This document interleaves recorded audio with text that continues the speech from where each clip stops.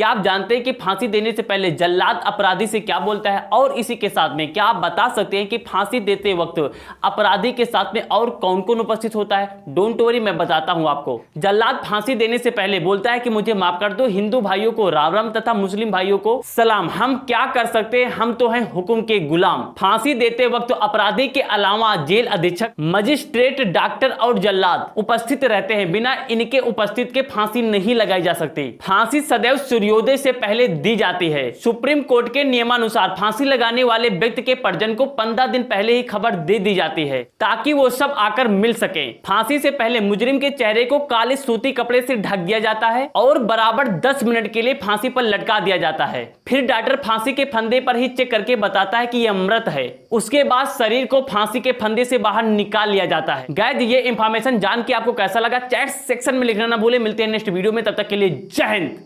क्या हार में क्या जीत में, किंचित नहीं भयभीत में, कर्तव्य पथ पे जो भी मिला यह भी सही वह भी सही। वरदान नहीं मांगूंगा, हो कुछ भी मैं हार नहीं मानूंगा। आज मैं बात करूंगा इन लाइनों में विश्वास करने वाले अटल बिहारी वाजपेयी जी की। 2004 में लोकसभा चुनाव हारने के बाद अटल बिहारी वाजपेयी जी ने नए पीएम मनमोहन सिंह को हाथ से लिखी एक चिट्ठी सौंपी थी जिस पर 4 मुद्दे लिखे थे। नंबर 1, परमाणु की ताकत। नंबर 2, कश्मीर पर अपडेट। नंबर 3, नदियों को जोड़ने की योजना। नंबर 4, राष्ट्रीय मार्गों का निर्माण। गाइस, क्या आप विश्वास कर सकते हैं कि अटल बिहारी वाजपेयी जी के अंदर कितना देश प्रेम था? 2004 लोकसभा का चुनाव हारते हुए उनके मन में किसी भी प्रकार का कोई ग्लानि नहीं था। उनके लिए देश सर्वोपरि था। उन्होंने कहा था, मैं जी भर जिया, मैं मन से मरूं, लौट के आऊंगा फिर मैं कुछ से क्यों डरूं। बाधाएं आती हैं आए, घिरे प्रलय की घोर घटाएं, पांव के नीचे अंगारे, सिर पर बरसे यज्ञ ज्वालाएं, निज हाथों में हंसते हंसते आग लगाकर जलना होगा, कदम मिलाकर चलना।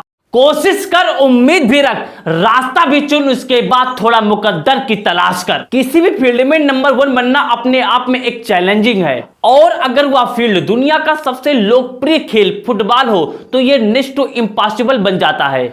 और इस असंभव काम को संभव कर दिखाया है दुनिया के चमकते सितारे क्रिस्टियानो रोनाल्डो ने। आज हम रोनाल्डो के माइंडसेट को पढ़ने के लिए उनके द्वारा ही लिखी गई कुछ कोटेशन के बारे में देखेंगे। उन्होंने कहा था, I am living a dream I never want to wake up from. यानी कि मैं एक सपना देख रहा हूं, मैं उस सपने से बाहर ही नहीं आना चाहता, वह सपना ही मेरे लिए सब कुछ है। It is my conviction that there is no limit of learning and it can never stop no matter what our age। यानी कि उन्होंने कहा था कि ये मेरा दृढ़ विश्वास है कि लर्निंग की कोई एज नहीं होती, किसी भी एज में किसी प्रकार की उपलब्धि को बनाई जा सकती है। ना किसी हम सफर ना किसी हम नसी से निकलेगा, हमारे पैर का कांटा सिर्फ हम ही से निकलेगा। हुनर है तो कद्र है, हौसलों के तरकस में कोशिशों का तीर जिंदा रखो। आप जब कभी भी खड़े होकर आसमान की ओर देखते हैं तो आपने कभी न कभी आसमान के तारों को गिनना जरूर चाहा होगा और हो सकता है कि आपने कभी गिना भी हो। लेकिन क्या आपको पता है कि हम अपनी नग्न आंखों से आसमान के कितने तारों को देख सकते हैं? Don't be panic, I am telling you. नंगी आंखों से 90-96 तारे ही आसमान के देखे जा सकते हैं। इससे ज्यादा तारों को देखने के लिए हमें दूरबीन की आवश्यकता पड़ेगी। और इसी के साथ मैं आपको बता दूं कि सूर्य पृथ्वी से 14,96,00,000 किलोमीटर की दूरी पर है। अगर एक चीता अपनी स्पीड से पृथ्वी से दौड़ना शुरू करे तो उसे सूर्य तक पहुंचने में 151 साल लग जाएंगे। ये अमेजिंग फैक्ट जान के आपको कैसा लगा चैट सेक्शन में बताना ना भूलें तथा इस प्रकार के अमेजिंग फैक्ट पाने के लिए हमारे चैनल को भी सब्सक्राइब कर ले। यदि आप इंस्टाग्राम पे देख रहे हैं तो वहां हमें फॉलो करना ना भूलें। मिलते हैं नेक्स्ट वीडियो में। सर अल्बर्ट आइंस्टीन, जिन्हें दुनिया का सबसे बुद्धिमान व्यक्ति माना जाता है, उनकी जीभ निकालते हुई ये तस्वीर आप लोगों ने इंटरनेट पे तो जरूर देखी होगी। लेकिन क्या इसके पीछे का सीक्रेट आपको मालूम है? चलिए मैं आपको बताता हूं।